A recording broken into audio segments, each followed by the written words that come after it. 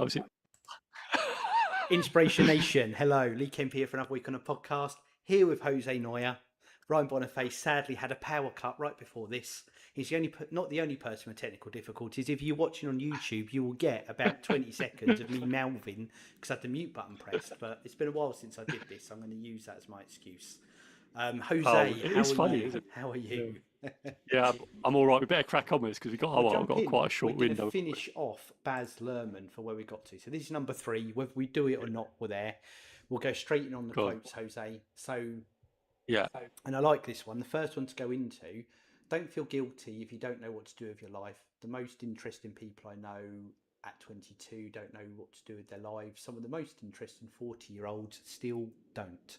Now, I don't know if we covered this a little bit in the first one or not, but we'll go through it anyway. But I like this one, again, when I first heard this when I was 16, 17, obviously I'm at the start of that journey. I've got no idea what that really means and I had views on what I wanted to do. None of that is where I am now whatsoever. They were loose conceptual views. I don't think I even knew. I would say we've gone through this kind of versions of Lee conversation that we do. What my ambitions were at 20 changed when I was 30, and in fact what I do now in my 40s, it's an extension of, I've grown into it, but it's a completely different kind of job concept than I thought I was going down the path of as well. So you keep changing, I think, and it, like you said, it's not necessarily for me that you don't know what to do, but you're open to changing, adapting and trying new things, I think. Jose, what do you have to say? I wasn't though. Remember, you know, I had to be really specific outcomes I was aiming at, and it had to be like that, and I was very, very inflexible about the outcome. But since I've been on the podcast and we've talked through things that actually, you're right, you're heading in a certain direction, but you're not quite sure what it's going to be, and you can discover things along the way. I was just saying to Leah's before we got on the podcast and started recording that I've learned so much from this podcast, and it's not what I thought it was going to be. It's something totally different that's come out of it: confidence and talking and really just growing as a person and gaining that confidence through these conversations. It's not what I expected it to come out of. It's just been a really great journey, and it's not, and that's what I mean. I think even now you've got a sort of direction, but I don't know where it's going to go. But I'm quite happy with that now. I'm quite free with that. I still have a direction, but how that turns out, that's okay. Who knows? And I love that. Who knows? And yeah. I love that. Oh, right. So maybe you're married. We got 888 on the house, just to let you know. Hey, 888. To see you in here. Whoa. For you. Maybe you're married. Maybe you won't. Maybe you have children. Maybe you won't. Maybe you're divorced at 40. Maybe you'll dance the funky chicken on your 75th wedding anniversary. Whatever you do, don't congratulate yourself too much or break yourself either. Your choice is a half chance, so are everybody else's. So I'm doing this run through. We might touch that bit on the first one. The marriage one I like because I don't think there is so much now as we're kind of from when I was a youngster growing up, but there was very much a template for life then, I think, in terms of what you did, what was expected, and that kind of finding someone, early marriage, kids, etc. template was what, you know, was what was there, what was used. I think there was still stigma around divorce and stuff and moving on, and the advice sticks. Everyone's got a different path, and I actually think in the world now, I think those societal norms have completely changed over like the last 20, 30 years. I don't know what your view is, Jose. 100%. Just shout out for Triple A. Just said, missed you, my friend. So that's lovely. Thank you, Triple A. Love that. And what's up to you too on the old TikToker? Thank you, Triple A. Loving the love, by the way. It's fantastic. yes, Lee. It reminded me of a conversation. You know, when I was your team leader, and as you had your fellow compatriot. I'm not sure we can mention his name, but we know, tall guy, lovely man. Yes. Remember him? Yes. You know what I'm talking about? Love him. He said to me, which is lovely. Yeah, love the guy. I haven't spoken for ages, but I really love the guy. And he said to me, really wise. He said, Jose, you don't have to follow the book of life. And I thought, that's so. Now I look at that, and that's exactly what you said, because you're right. Back in the 90s, it's like, get up, go to work, get married, have some kids, do life, and off you go. I agree. It's changed so much now. I think for the better. I think it should be much more malleable, which it is. I think so much more has come into it, as you say, Lee. And I think it's just variety, and that's not necessarily as you pick your own path. And I definitely think we're much more in pick your own path these days rather than set that, because we've got so much more variety. People are much more open about who they are, what they want to do, and I think it's absolutely bloody awesome. Agree with you completely. Right, skipping through for a Go on. few that I like to go on. The particular one that I want to talk about is accept certain inalienable truths. Prices will rise, politicians will philander, and you too will get old. And when you do, you're young, politicians are noble, and children respect their elders. Followed by the line, Go on, Lee. respect your elders. So again, I like the change of thing because again, I when I first that point you look back on and romanticize, and it's so, I don't think I do, but there is that fall into the trap of the kind of, kids today kind of talk that you do as you get older. And I do think I did when I was younger. I did hear a lot from what would have been older people doing those kind of, when I was young, this and that and that and that and that. And you'd look at, you'd think, you about. And as you get older, I think I can see how easy it would be to fall into that trap of romanticizing the past. Yes, I totally Not that agree. the past was bad, don't get me wrong, but you kind of, you rose tint it, and a lot of the challenges today were the same challenges then. And Yeah, it's all relative, wasn't it? yeah, The prices are completely. relative because you weren't earning so much, Yes. so it's so relative. And I agree with you. I just think we look back with rose tinted spectacles. In fact, Lee, at the minute I'm playing 80s music and it's remind me of that time, and it actually gives me a really good feeling. But I know there was terrible things back in the 80s and 90s that weren't good. So I think you're right, and I respect your elders. I don't agree with that one because I think old people can be wise and unwise. Young people can be wise and unwise. I think it's the person. I mean, if it helps, So, Jose, I don't respect I you, just so. think respect is earned. So, well, there you go. Then you just proved a point, then, haven't you? You proved my point. And No, but you're right. I think it's spot on. next, you got, don't expect anyone else to support you. Maybe you have a trust fund, maybe you'll have a wealthy spouse, but you never know when either might run out. Yeah, yeah. Go on. What's your And take on that one? I just think there's something as you go into life, especially again, this is giving older person giving advice to their younger self, is be prepared to support yourself. I would say pay your way, but it's not just about money. It's earn your way in life because there's all sorts of things that could happen, and you see those people who rely on, and I don't think rely on someone else. There's all sort of dynamics, but their mission in life is someone else supporting them through. That's their ambition, 100%. and I Yes. just don't think that's. I don't ultimately. I think when you look back, that's not a very fulfilling life. When you get to the end of the journey, but also you can't rely on those things. I think bank on yourself. So that's what everyone should do: is bank on themselves and be proud of that.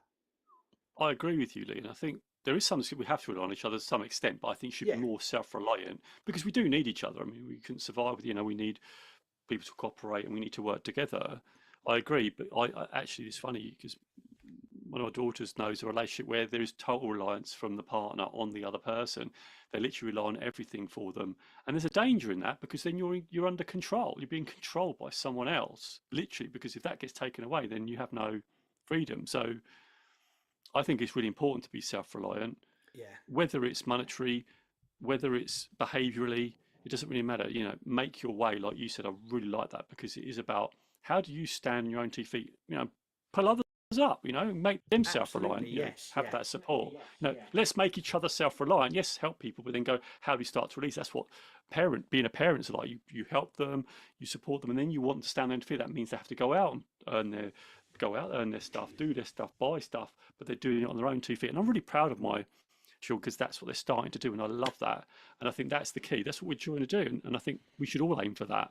But it doesn't mean we don't seek help, which is, I no, think is a different absolutely thing. not. That's a difference in the message there, and you Yeah, should want to you're not an support other island, people as well. Yeah, but we should be looking to, like you say, be able to support ourselves in emotionally, financially, in all those areas. And it's tough. It's not an always easy thing. So yeah, I totally agree with that. and I'll give you then be careful whose advice you buy, but be patient with those who supply it. Advice is a form of nostalgia. Dispensing it is a way of fishing the past from the disposal, wiping it off, painting over the ugly parts, and recycling it for more than it's worth. So wise.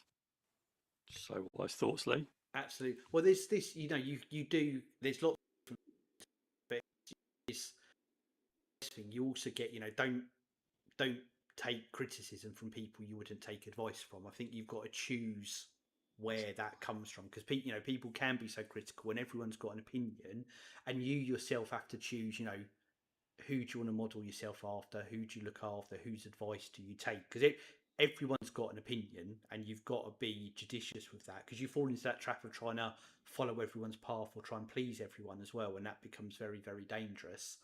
And the bit about advice being a form of nostalgia is people, they say it's, scientific thing is when you remember something, you're not remembering it. You remember the last time you remember it. So it becomes very easy for those things to get distorted. And, there's great value in your own learnings and hindsight and being able to pass that on to people. But it becomes very easy to kind of retell the story in your own way as well. So it's that bit about being careful where you take it from, but don't if people are trying to help and you don't want to take that on board, you don't have to shoot them down, you don't have to knock that, you can be considerate in how you deal with that as well.